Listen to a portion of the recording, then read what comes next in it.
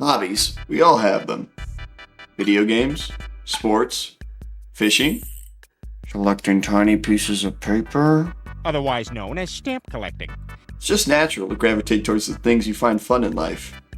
Then, one day, well, you reach Unk status. Now when you reach Unk status, you get a special hobby.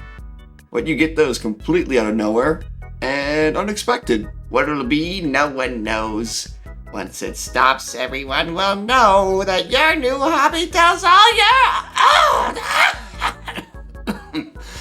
Yeah, you're old. Oh, God. Please don't be politics. Please don't be politics. You got fantasy football sports betting. Poor fella.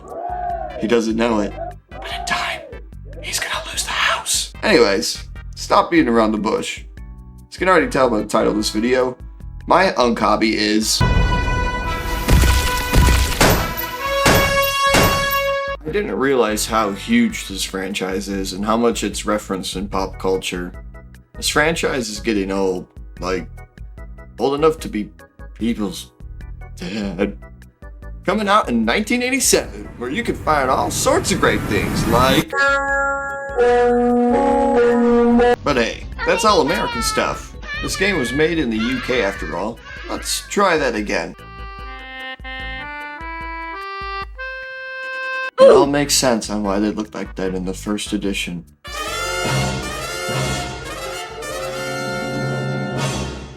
Game's come a long way from its first edition. We're all the way to the 10th now, and it only seems to be getting more simplified with each rendition, for better or worse.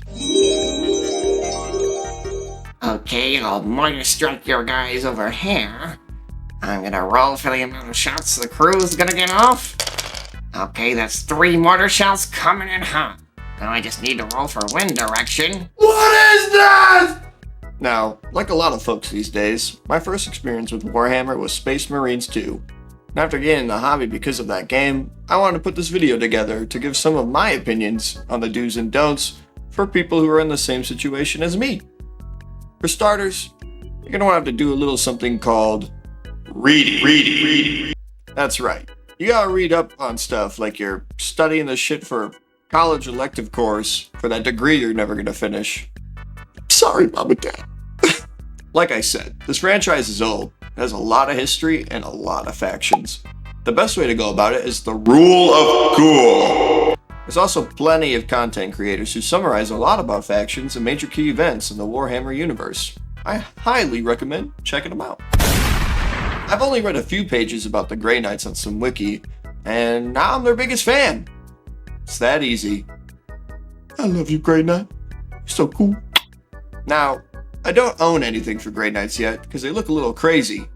But I have started building an Ultramarine army. Not to mention, I think it's just a good place to start, so you can learn how to build and paint. Now, if you aren't really sure you want to fully invest, there's starter kits you can buy. But what if I told you there's another way? You see, Warhammer is like your local crack dealer.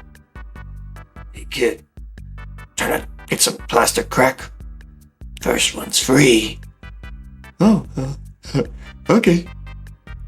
Warhammer stores will offer you a model to build and paint, or offer this cheap little box of 1 Marine and 1 Gaunt, at least when I went. And it can give you your first taste of the experience. It also helps to learn the game from someone at a Warhammer store, like the owner, so you don't get overwhelmed from a normal fan, as the tabletop game can be a little daunting.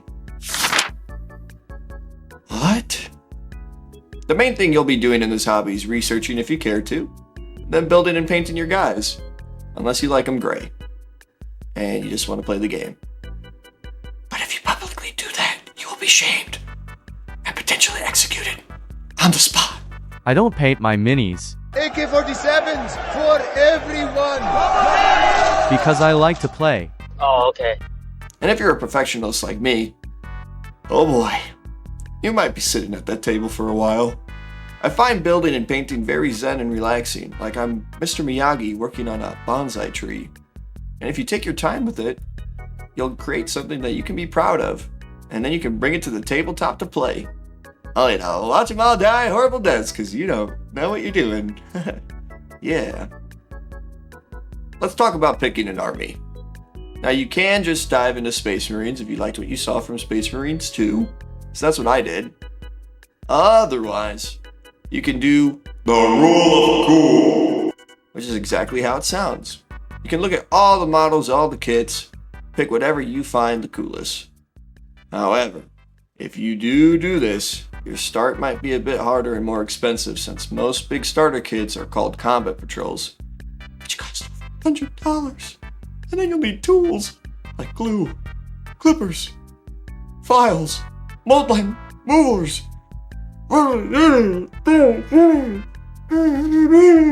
Shh. Maybe you're scaring the house away.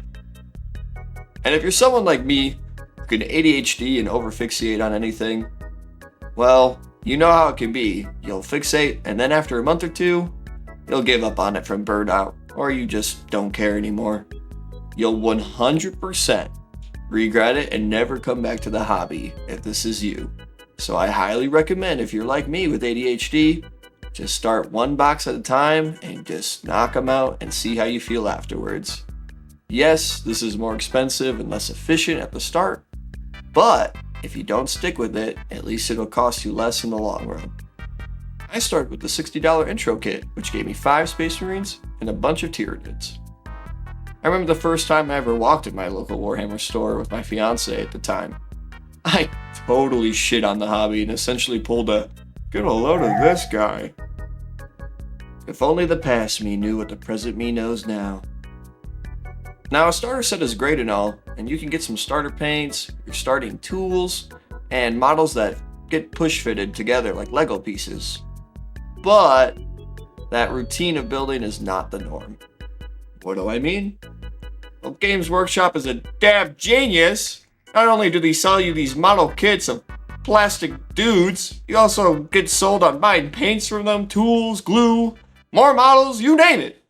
Not only that, but after you build this Lego kit, you get to do full-blown free-piecing things together with the model glue and learning this cool technique called dry fitting, which is actually a good thing, as you can make your models a little more personalized and do this thing called kit bashing and make your stuff look like not the run-of-the-mill soldier. Now, getting this kit was good for me, as it was a good start to get the models, some paints, and some tools, and I still use them all to this day.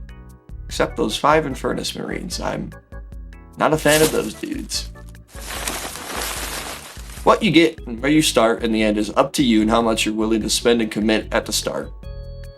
On top of all the materials you'll also need a core rulebook, which actually isn't true. That's free online. Don't let anyone convince you to buy that.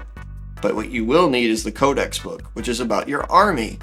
It has lore and a whole bunch of other info, and the biggest thing is it gives you your unit stats and the special things they can do, which will set you back $60 on top of more money. Woo! Anyways, as I said earlier, you don't need the core rulebook, as it's free online, and it's in the Warhammer app, and depending on the faction you choose, your army could be free to view for now. Are you confused already? Have I lost you? No worries. Let me break it down for you. And you don't seem to understand.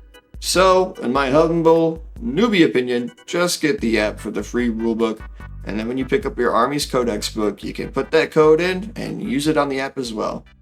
No need for any other crap. Just buy what you need when you need it, one step at a time. The app is also just better than having the physical book or flipping through the codex, because unfortunately, with these editions getting updated every 3 years, there's always a bunch of small changes, and within the current editions, stuff is constantly being changed, like faction stats, point values, what a unit gets or loses, and your book won't just magically update. Unfortunately, that's one of the worser things about a tabletop game, but I'm glad metas and cheese tactics are quickly dealt with. But if you're not in the know, you're gonna be consistently playing the game wrong.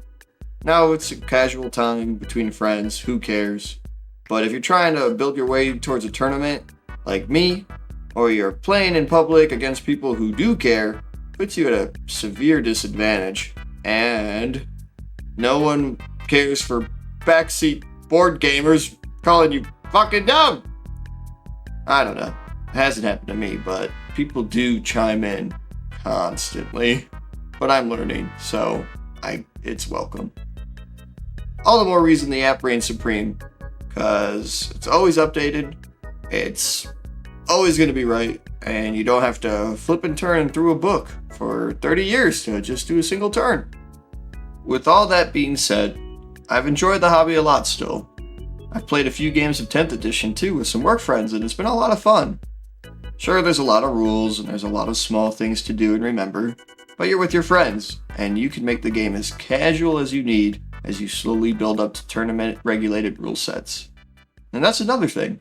Feels good to play again and again, getting better each time, honing your strategies and understanding your army's strengths and weaknesses, and not just using brawn over brains. Well, that's all I have to say on it. I really like Warhammer. I hope you will really like Warhammer. And I hope you find an army you like, and maybe one day I'll see you out there in the land of 40k tournaments, where it's 4 hours a game and it stinks and your back's gonna hurt, and I can't wait. It's gonna be epic. Alright, that's all I have to say. I probably missed a bunch of stuff, but I don't give a fuck. I don't care. Bye! And you don't seem to understand. A shame you seemed an honest man.